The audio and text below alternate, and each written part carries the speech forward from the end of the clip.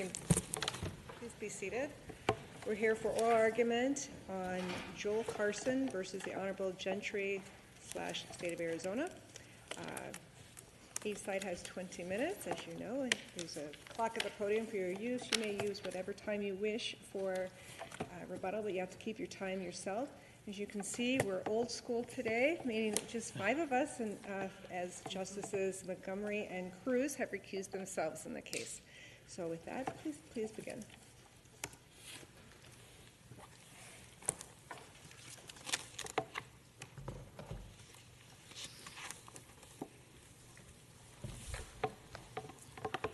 Good morning, Your Honors. May it please the Court. My name is Quentin Gregory. I'm here today on behalf of the Maricopa County Attorney's Office representing the state of Arizona. With me this morning at council table is my colleague, Deputy County Attorney Johnny Jaquez, and also I would like the Court to know that next of kin is in the courtroom this morning.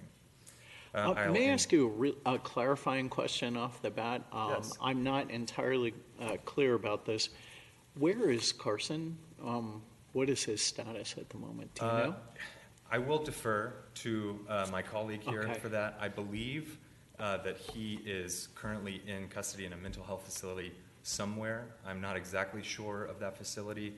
The only information that I do have regarding his status is I know that his mother in recent months was appointed as a permanent guardian.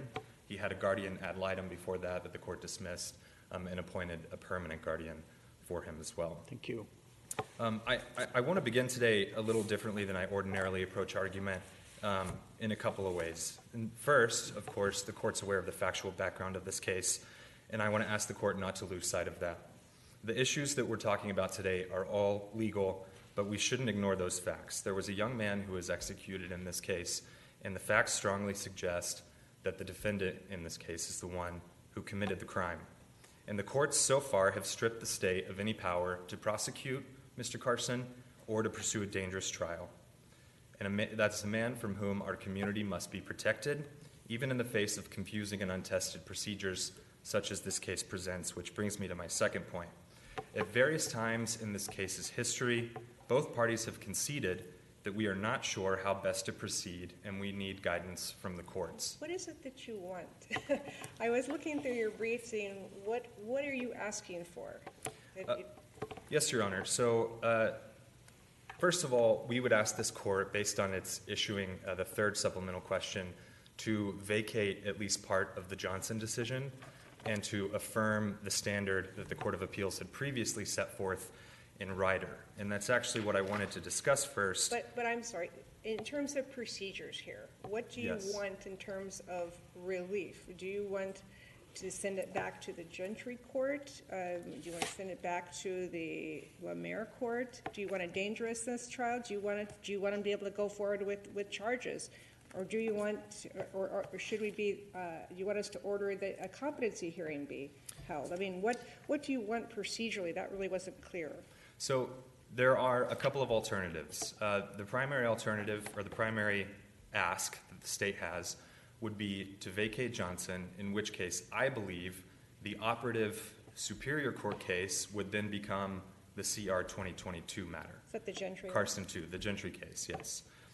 Because the state never would have had to request permission from the court to refile. And so essentially this court, I think, would have the authority to vacate Johnson, of course, or part of it, and vacate the dismissal order in the Gentry case, at which point there's still the open question of whether the state carried its burden under Ryder, but this court that's before this court now, and it can answer that question, and then we would proceed in one of two ways from there.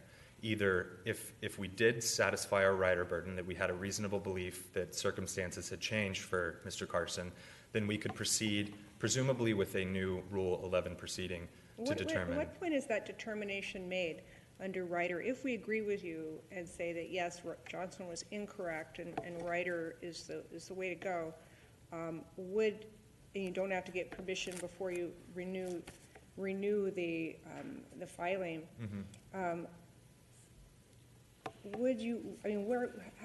How would it be determined whether that reasonable belief exists? Would you affirmatively have to show it, would you automatically have another competency hearing, or would the burden be on the defense to move to dismiss because, in fact, there was not that reasonable belief that things have changed? I think that this speaks a little bit toward, well, to answer directly the question, the state would be free to file charges if they have that reasonable belief, of course. And operating on the principles of separation of powers that the state discussed in its brief, the state should and will operate under the just principles of good faith that we won't refile charges unless we have that reasonable belief, in the same way that we should not charge somebody with a crime unless we have probable cause to prove it and believe there's a reasonable likelihood of conviction. Now, it may be that the burden would be on the defendant if he thinks that the state did not or does not possess evidence that circumstances might have changed, to then file a motion to dismiss. That is, I believe, what happened in the Ryder case. The charges were refiled, a motion to dismiss was filed, and then the parties held an evidentiary hearing. Do you agree that the state, in filing new charges or getting an indictment for that matter, should state directly in that document that things have changed, that there was a previous dismissal or because of incompetency, not restorable, but here is what has changed, so that it's teed up for the either the defense can elect to make that motion, as you say, or not. Mm-hmm. Procedurally, I don't believe that should be required.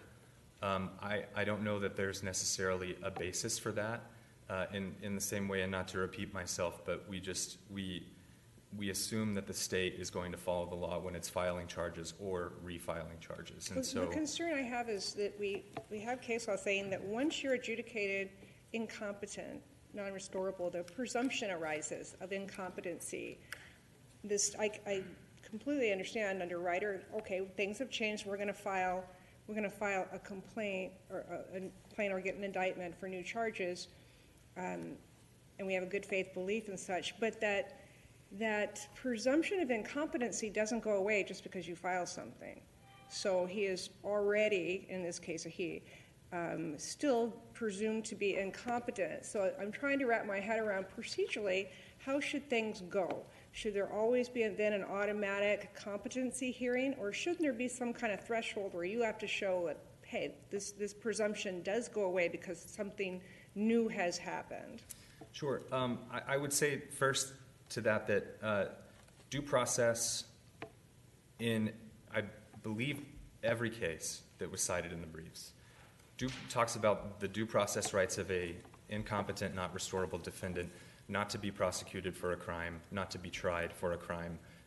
But I don't believe any court has gone so far as to say not to be charged for a crime.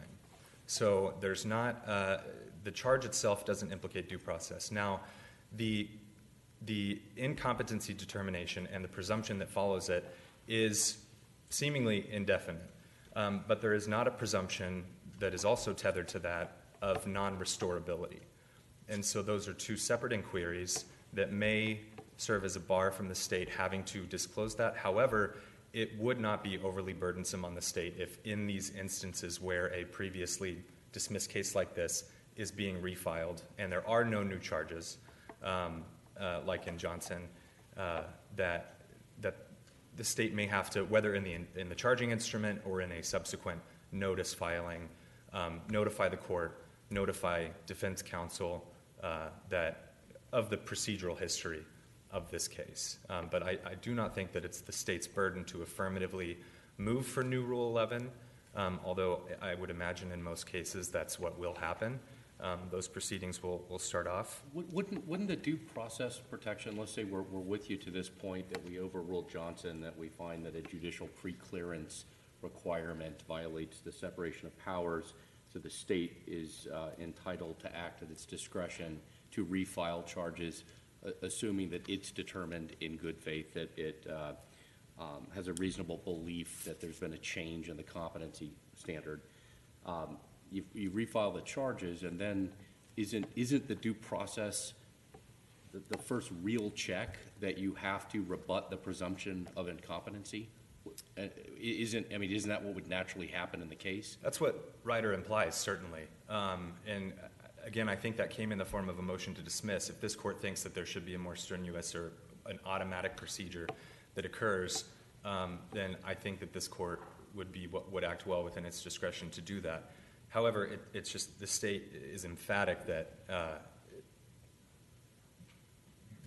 that there should be no preclearance as prescribed in Johnson. Is there any other instance where the state has to go to a judicial officer to seek preclearance before filing charges?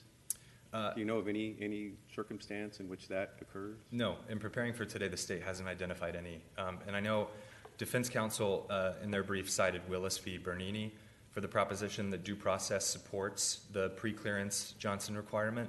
And I think that that is, in fact, inapposite, because what Willis said is that if there is evidence to support a justification defense, the state needs to do X, Y, and Z.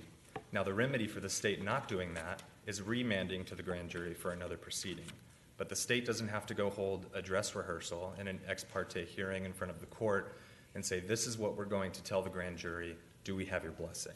Now, getting back to due process, you noted that there are no cases that say that someone who's been adjudged incompetent has a due process right not to be charged. But some of the cases do refer to the state repeatedly refiling such charges.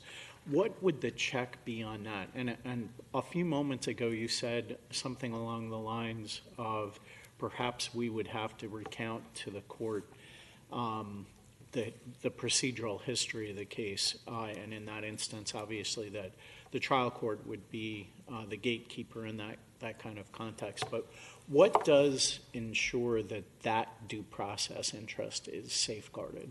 Yes, of course. And first, I know that there's this hypothetical in Johnson of the parade of horribles and the concern about this revolving door of prosecutions. That was not present. It's not present here in this case. It's only the first refiling, technically, although based on Johnson, we had to refile again. And that was the same case in Johnson and the same case in Ryder, where it was the first instance of refiling. And there are remedies. If the state is allowed to charge without permission, there are several remedies that would be available to a defendant. Of course, the first and most obvious is dismissal without prejudice, and that may be appropriate in a first instance where the state can't meet its burden. If the state continues to refile and it reaches an apparent act where it does seem that this person is just being charged just to get arrested, then there is the extreme sanction, of course, of dismissal with prejudice. There are separate remedies as well. The defendant has civil rights.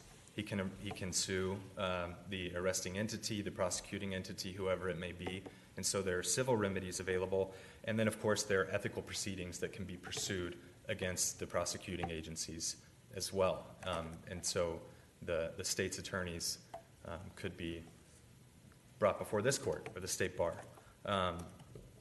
And the issue of the revolving door procedure, I asked the court to keep its eye on the facts underlying this case. And I pointed out that so far we don't have a case where there is a revolving door regarding arrests. But what we do have is a defendant who is going through a revolving door of mental health facilities. And if you look at the Dr. Jason Frizzell report, it's Appendix T to Carson's petition in the 2022 matter. It notes there, I think, no fewer than 7 facilities in Arizona alone that Mr. Carson has been through.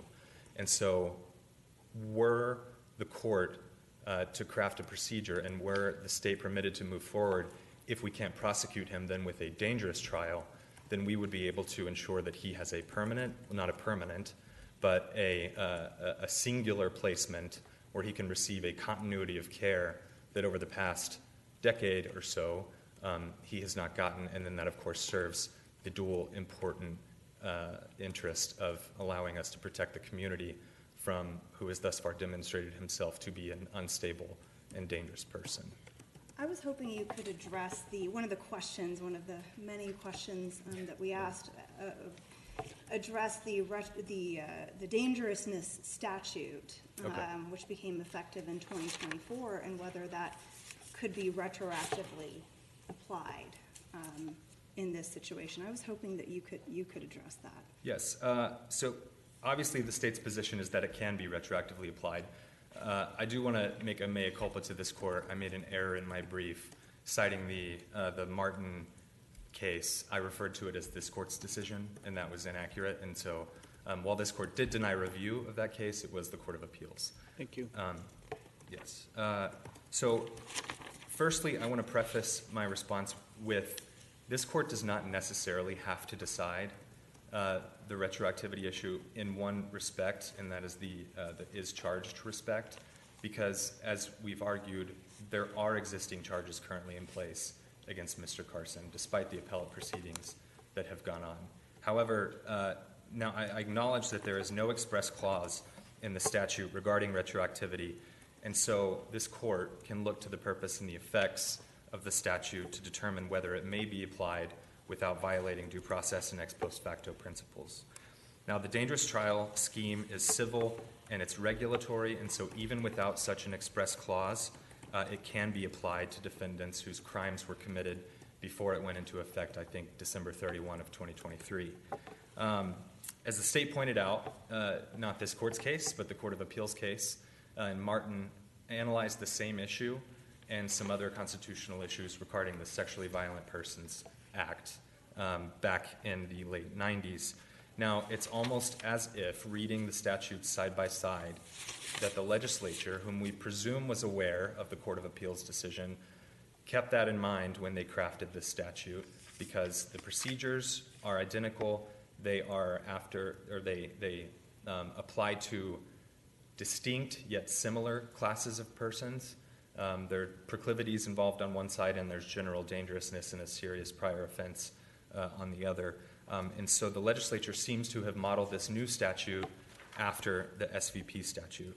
And a couple of points regarding, in defense counsel's brief, they mention that there is a some legislative history that indicates there was a retroactivity clause only going back to some point in 2021.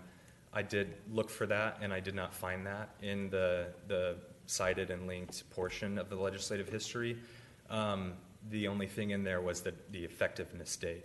However, I would argue that if the legislature included a limiting retroactivity clause back to a certain date, and then purposefully removed that clause while being aware that the SVP Act was ruled to be retroactively applicable, then that would, in fact, looking to the legislative history, be evidence not that the Act was not intended to apply retroactively, but that it, in fact, is. And I do want to reserve a couple of minutes for rebuttal if I can, but I want to just bring to this court's attention an issue of jurisdiction that the state recognized in preparing for today's hearing, and this goes to the Johnson case. A couple of, frankly, I think the superior courts lack jurisdiction to require the states to come to them and request charges. There's no case for them to rule over, and so there's no case over which the superior court has jurisdiction, and they can't rule there. Now, admittedly, in Johnson, this was not an issue because that was a probation revocation proceeding, and so the court had ongoing jurisdiction over the probationer, but the Court of Appeals went further than it needed to for two reasons. First, it could have crafted that rule for probationers only, over which the court has jurisdiction. But second, and more importantly, the appellate courts don't decide constitutional issues when they can resolve the case on other grounds, and the Court of Appeals went well beyond what it needed to do there, conducting that constitutional analysis and then concluding, but regardless of all of that, because these are new and separate accusations, that the state can proceed with this. So I just wanted to make the record regarding the jurisdictional argument, and I'll reserve the remainder of my time. Thank you. Thank you, Mr. Gregory. Okay. Mr. Is it Govani or Giovanni? It's Giovanni. Good morning. May it please the court. My name is Kush Gabani with the Office of the Legal Defender. I'm joined by Mr. Scott Bonkoski, and we represent Joel Carson. And I'd like to start by saying that I will be addressing questions 1 and 2 of the court's order, and Mr. Bonkoski will be addressing the questions related, excuse me, to question 3, which I meant there are already many questions, so I'll hopefully leave him some time. So I want to first address the question of where Mr. Carson is. Mr. Carson is detained in a behavioral health facility. Sorry? In a behavioral health facility.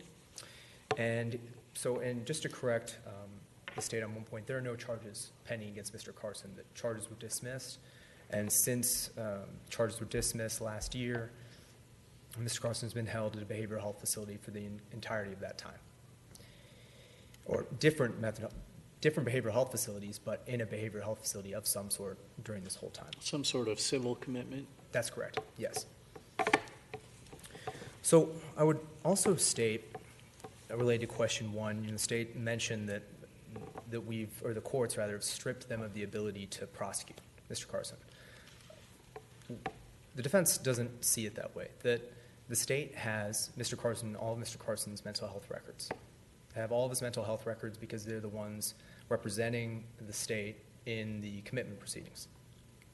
So they can easily see all the mental health records and present that to the court in an indictment, in a pleading document saying, hey, these are the reasons why there's reasonable evidence of regained competency.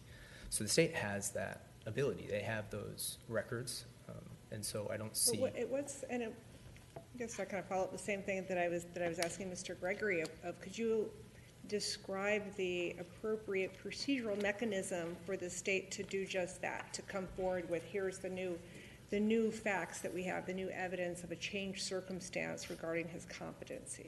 And that goes more to question 3. I don't want to step on Mr. Bonkoski's thunder too much. So, but what I will say is that which proceeding would it occur in?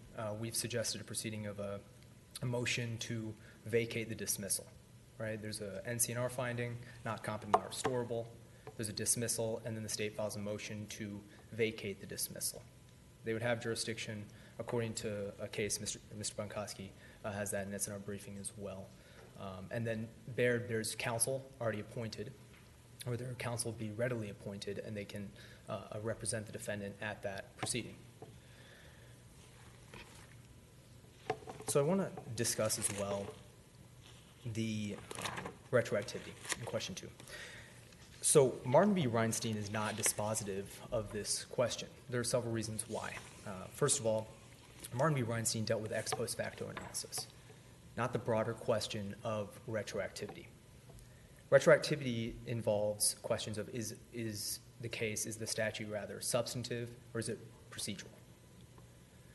Whereas in ex post facto analysis, the question is, are the statutes criminal or are they civil? So there is some crossover. Admittedly, there's obviously some crossover, but the question resolved in Martin v. Reinstein does not dispose of the question here. And Martin v. Reinstein assumes without deciding that the statutes are retroactive. And that's paragraph 10. Say, assuming without deciding, or even if we decide that statutes are retroactive, we get to the ex post facto analysis. And also, the SVP statutes are not like the statutes, dangerousness trial statutes. And that's for 4 reasons. First of all, unlike the SVP Act, the dangerousness trial statutes are located in the criminal code. They're in Title 13, not Title 36. Additionally, unlike the SVP Act, the dangerousness trial statutes, the commitment time is tied to the underlying presumptive term.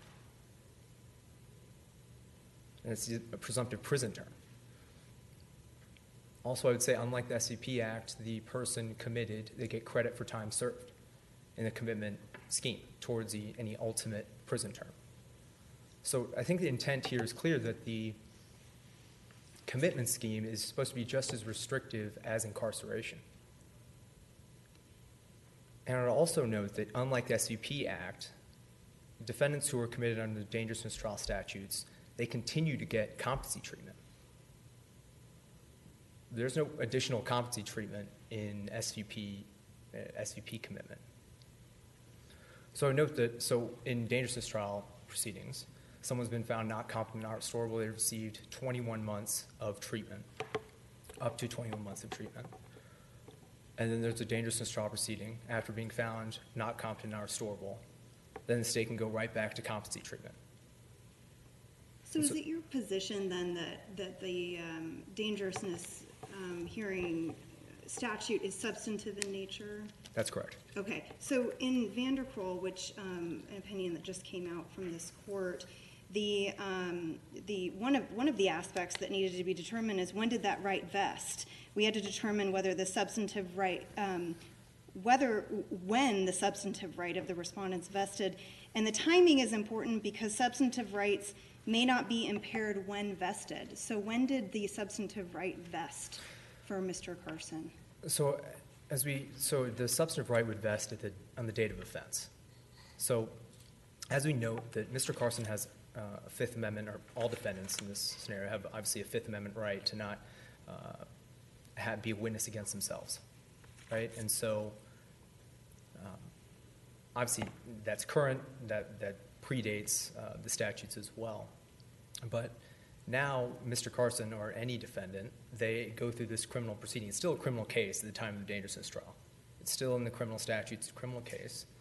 And now he's being forced to be a witness against himself, and the state can then use his statements to commit him. And it's still a criminal case. That's unlike the SVP Act. The SVP Act, that's in Title 36. It's a civil proceeding, not a criminal proceeding. And so, but because the vesting date is the date of offense, to your question. Didn't Trujillo make clear that that's not a dispositive factor, the fact that the provision is in the criminal code as opposed to the civil code? That's correct. But like for the reasons I stated, the other reasons, right?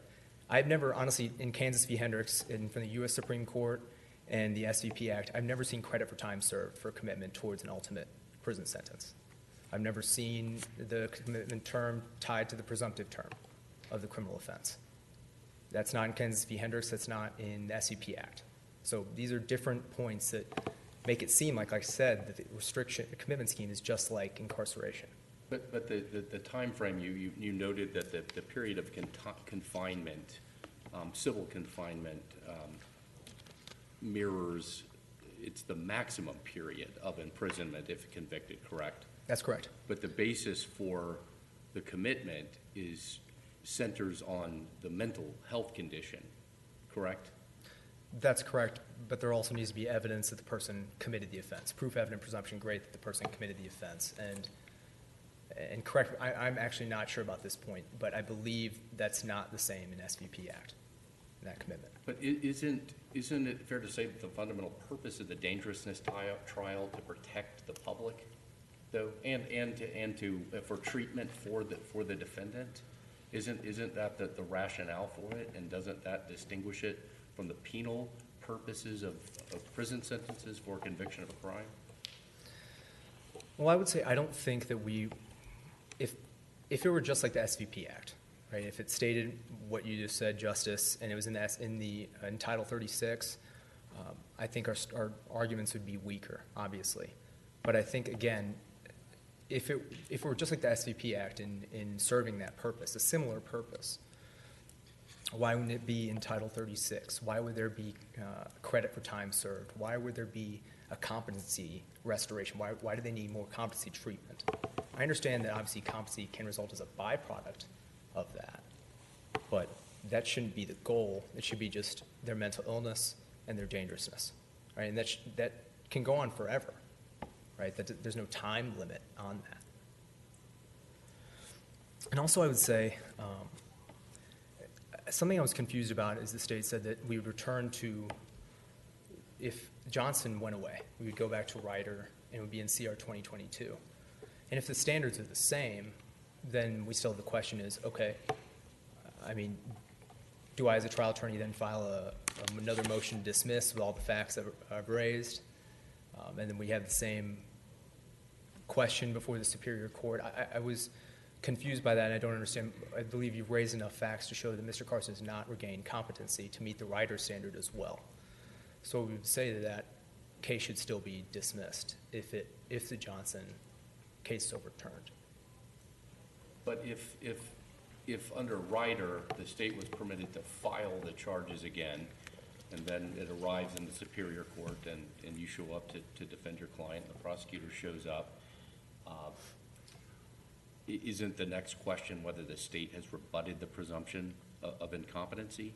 And I believe the Carson 2 court addressed that, though. I mean, that's exactly what happened in Carson 2. I mean, they refiled charges. Then I presented all the evidence as to why, in a motion to reconsider, saying they haven't met that burden, and then Carson 2 agreed with me.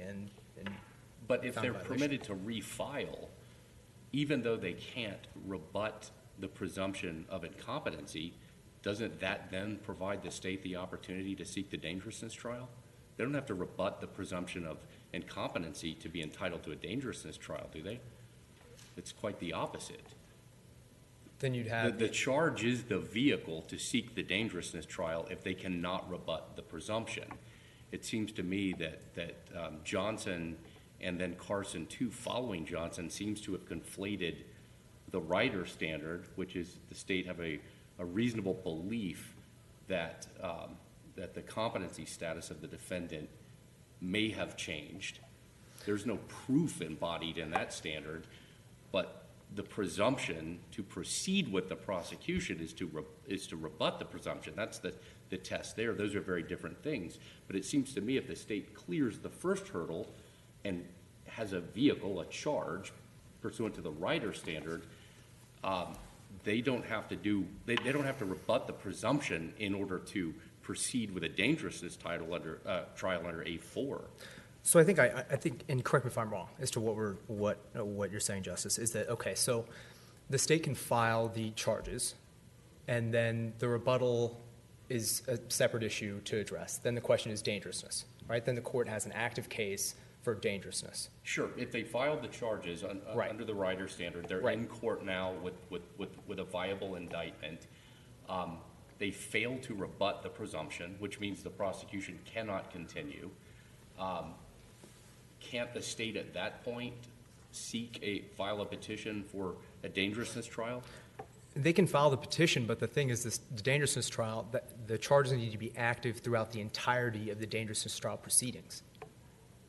Right? So it can't be the charges are filed and then there's a dangerousness trial petition and then they're vacated on due process grounds and they can proceed with a dangerousness trial. No, then there's an inactive case because 1345-21 requires a dismissal after the dangerousness trial proceedings.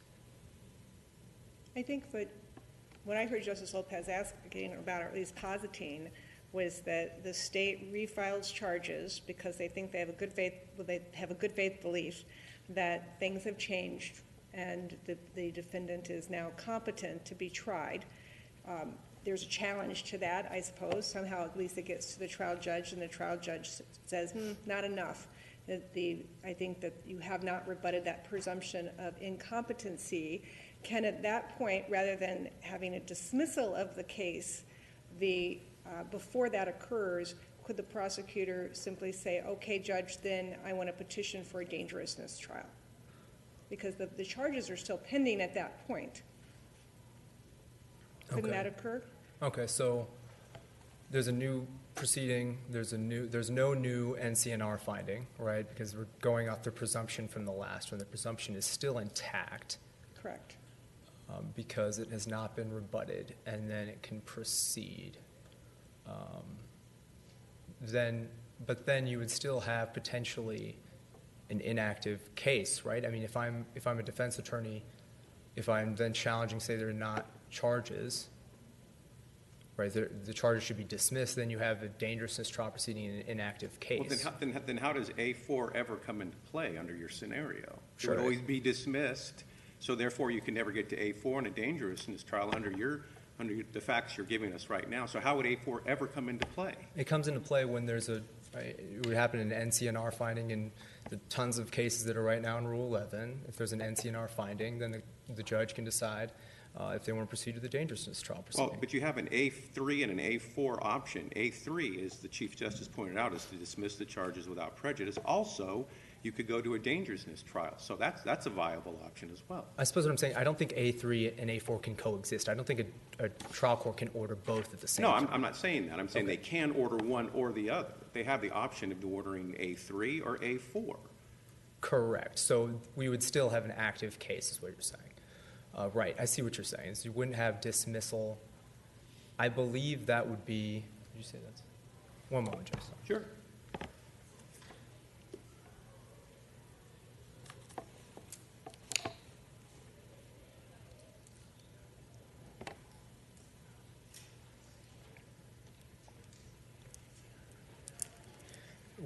We would just state that based on the statutory language, my understanding is that there would be the NCNR finding needs to be done in the same case in which the dangerousness trial is ordered.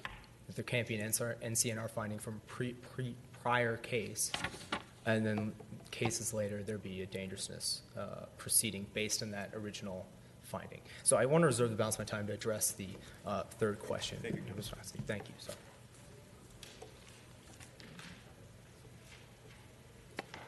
May it please the court. Today we're requesting that the court affirm that state and federal due process requires court review before the state refiles charges against a defendant that the court has previously determined to be not competent and not restorable. Do you have does the defendant have a due process right not to have charges filed against him or her while they're incompetent? So the defendant has the right to judicial review before the charging occurs. So due process requires the judicial review, really. So whether that occurs, as long as it occurs before the charges are filed. I thought that, can you give me some authority for that? Because I thought that the due process right was that you have a right not to be tried after the charges while incompetent. But I don't know of any authority, and I don't know that you've cited any authority saying that you have that same due process right not to be charged. So yes, there is a substantive due process right to not be prosecuted while incompetent. But as a matter of procedural due process, you do have a right to judicial review to ensure that the presumption of continuing incompetency has truly been rebutted. Why can't that be, and I agree with you with that, but why can't that be done after the charges are filed?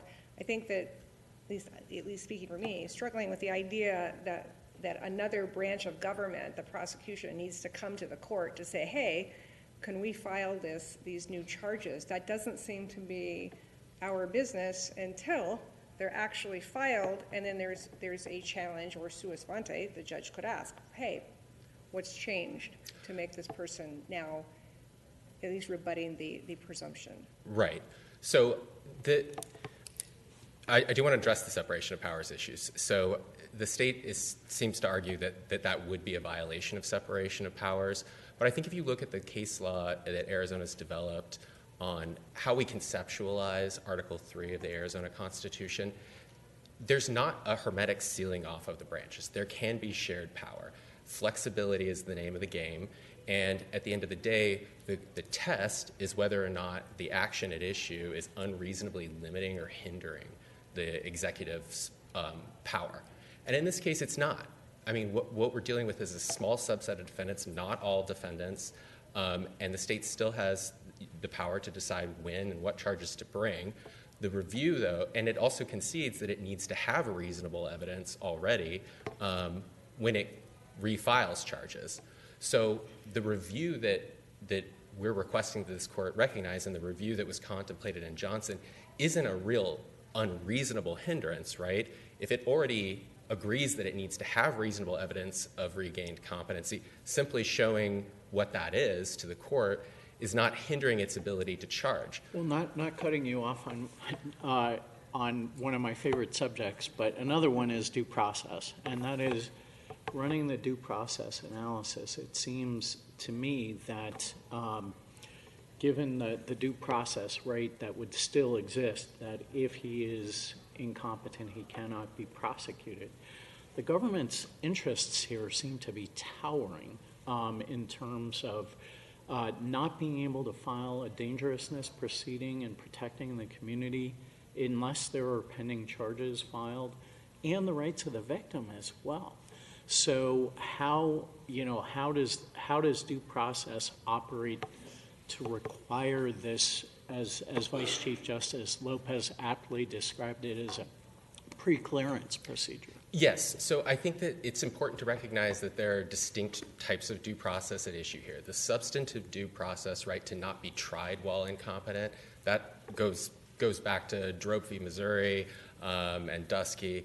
But what we're asking is a fairly novel recognition of a particular procedural due process right. Right. And that procedural due process right is the right to review prior to refiling charges because... Where is that done ever in any criminal proceeding? Where has the state, the same question I asked Mr. Gregory, where has the state ever had to go to the court to get a pre-clearance to file charges? Well, the grand jury... Outside of this instance. The grand jury procedure is an example of this. So the grand jury is an arm of the court. If the state wants charges filed through an indictment, then there's a judicial review by the grand jury on whether probable cause exists for charges.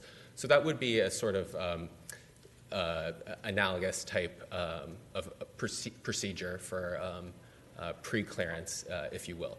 But really, what the court should be looking at is the history here and the Medina test. And the Medina test governs whether I see that I'm out of time. You can finish your answer, though. So the Medina test is really what governs whether this right exists as a matter of procedural due process, and as distinct from the substantive due process right to not be tried while incompetent. So historically, and this was laid out in the briefing, that there has been prosecutions were suspended and then they were resumed. So there wasn't a dismissal and then refiling, but those are essentially the functional equivalents of one another.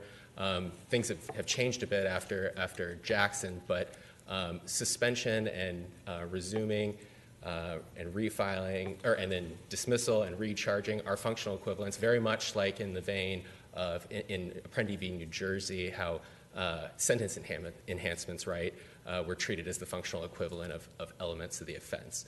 So, but historically, this... I think that's probably enough time. Thank you, Your Honor. Thank you, Mr. Van Koska. I think we got it. Okay, Mr. Gregory.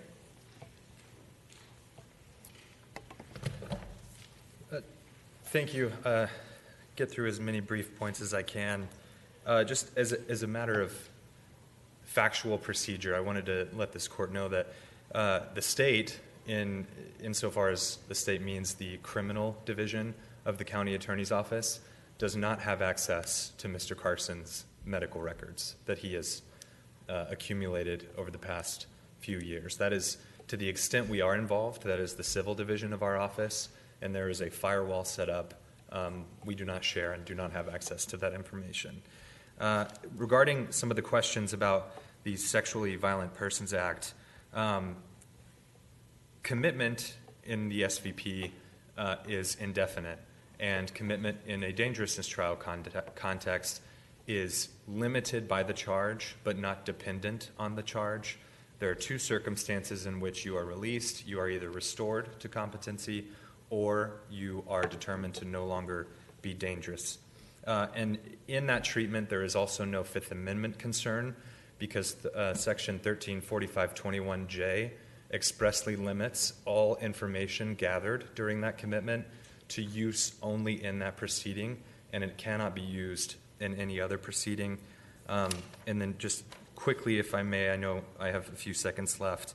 The standards in an SVP trial and a dangerousness trial are almost identical. And the state, if an SVP trial is being pursued because a defendant was determined incompetent and not restorable for a sexually violent crime, then the court is required to find beyond a reasonable doubt that they committed the charged act. That's 363707. And so in that regard, the requirements are identical as they are in almost every other regard. And so we request this court vacate Johnson and reinstate the charges and permit the state to move forward either with a prosecution or a petition for a dangerousness trial. Thank you. Thank you. And I thank all counsel for your arguments today and your briefing. We'll take the matter under advisement and issue a ruling in due course. We'll stand adjourned this day.